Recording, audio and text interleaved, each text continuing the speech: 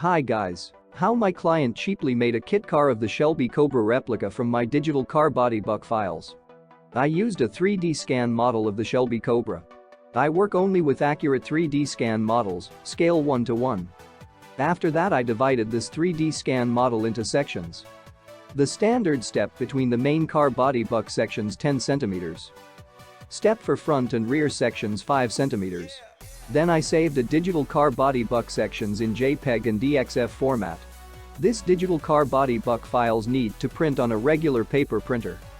You can use absolutely any paper printer. Or need to cut on a CNC or laser machine to obtain wooden car body buck sections. From this wooden sections need to assemble a car buck. My client assembled the sections one after another to get a car buck. It's like Lego, but for men. Everyone can do it easily. Then the space between the sections need to fill with construction foam and the surface covered with construction putty. My clients filled the space between car buck sections with foam. After that, he covered the layout with putty and brought the surface to perfection. After that, he coated the layout with any suitable composition to avoid adhesion during further work with fiberglass.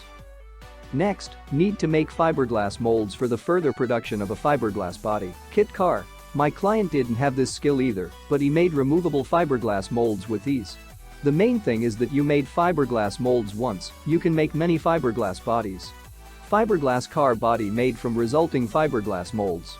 All you need is epoxy resin and glass material. Nowadays it is available to everyone. There is nothing difficult about working with fiberglass. The finished fiberglass car body kit car is installed on a suitable donor car or on a homemade frame. The Shelby Cobra replica is ready. The most important thing is to make the body. It's like Lego, but for men. Many of my clients make this without any experience. If you need digital car body buck files for self-building a Shelby Cobra replica yourself, then Welcome!